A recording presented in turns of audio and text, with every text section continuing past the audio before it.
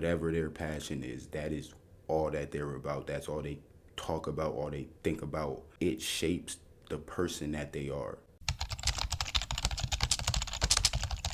Really. Everybody wants success. Everybody.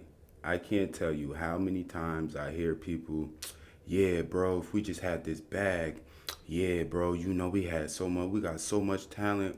We could be doing this, we could be doing that. Everybody wants success. But do you really? I mean, really. The truth is, success isn't for everybody. It takes real obsession, the kind most people are just scared of. They balance. If you think about it, the people who really achieve success, they don't chase balance. No, they live, breathe, sleep, eat their passion. The world and society tells us way too much that there's such a negative energy around obsession, and most of us believe it, and that's why most of us fail. No bullshit. I'm not gonna lie. For a long time, it was me too.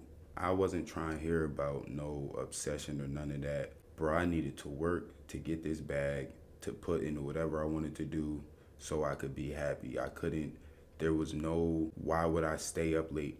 Why would I sacrifice things that make me comfortable? And that, the kind of lows that mindset took me to, bro, unreal. So the point that I'm trying to make is that just wanting to be successful is not enough.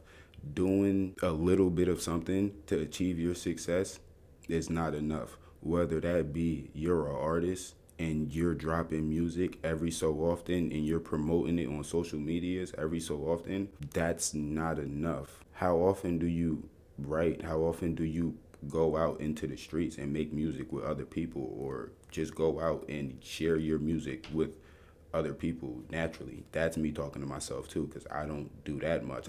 My head be in so many different places, but that is the problem. You gotta be obsessed. Me, I found a new obsession, and my obsession is learning and personal branding, like building a personal brand for myself and building a name for myself, and equipping myself with the skills to do that. I am obsessed with that. Like, it's 2:30 and I'm making this video, and I've been thinking about this batch recording session that I'm doing right now all day and all night. I've been planning it. I've been ironing out the script for the whole session and everything. This is video 1 of 6. It's like, I need this, bro. Like, I am enjoying myself too. Like, it is 2:38 and I am up as hell. I got a cup of coffee right here and I'm vibing right now because this is where I want to be. I am obsessed with the future version of myself that is successful from this, bro. I'm obsessed with meeting that person. You understand? Like, that's how it gotta be. So I'm so obsessed that, bro, I will sacrifice sleep, bro. I will like, there's times that I'm scheduled for work at 9 in the morning and I be working, doing stuff like this until 6:30 in the morning. I'll get them 2 hours of sleep. I'm cool, go to work. And society will tell you, don't beat yourself up. You can't beat yourself up like that. You gotta rest, bro. All my family, you gotta rest. You gotta do this. They're not obsessed with their passion, and that's fine because success isn't for everybody. But if that's something that you want, then you gotta get obsessed, man. I'm not gonna lie. Now, just because obsession is a real thing, right? And you do need to be obsessed, that doesn't mean that burnout isn't also a real thing, and that we need to beware of burnout. Like, beware of a burnout, because that'll derail you too in a major way, right? We're all aware of that.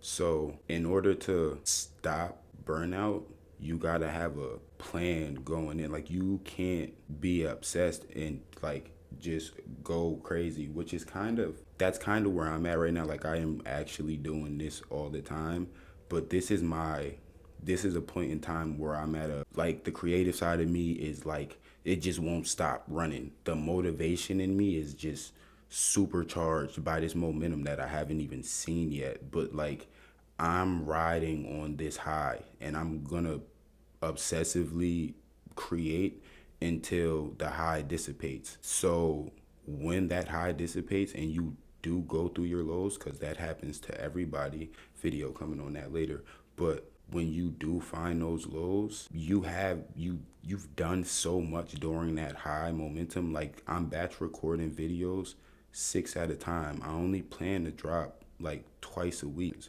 But even when the motivation dissipates and I'm not in this room recording every night, because that's what it's been as of lately. I've been doing this strong for about a month now. I've made about 25. Let me not lie to these folks. I got about 6, 7, 8, 9. I've made about 10 videos or something like that, and most of them are on my old channel. And after this, it's gonna be a lot more than that. We're gonna be sitting at 16 in a month, cause January is still not over. I started my other channel on January 1st, and we're sitting at January 29th, and I've made 10 videos going on 16 after this night. So you gotta be obsessed, bro. The amount of work I've put in, and this is with me experiencing failures, technical difficulties, like starting the live last night, which there's a video about that as well. Like, I was supposed to do a live for you guys and that got fucked up. Like, you have to be so obsessed that you can have this high amount of output and still deal with the bullshit that's gonna come with it, like life, work, everything else, stuff like that. Like, cause that's also gonna be there, but you have to be so tunnel vision on what you're doing that feeling with, like, dealing with this other stuff is like, okay, that's fine. All right, that's fine. Got to get back to the goal. All right, cool. What you need? This what you need? All right, cool. Bet. Say no more. I got to get back to the goal. You got to rewire your whole brain's framework for what you want. It's the only way. Now, with that being said, even if you are obsessed, most people still fail. And that's because right before they hit that successful peak, they hit a wall and they don't know how to recover from it. But don't trip, because live for research. And that's why in the next video, we're going to be talking about the dip, which is really the point in your career where you hit effort wall. Like, the effort you're putting in does not match the results you're getting. And most people call it quits then. But there's actually a couple practical pieces of knowledge that you could know that could really be essential in helping you maneuver out of this period once you hit it, and if you are currently in it. And that's what we're going to be talking about in the next video. I'm going to link it right here.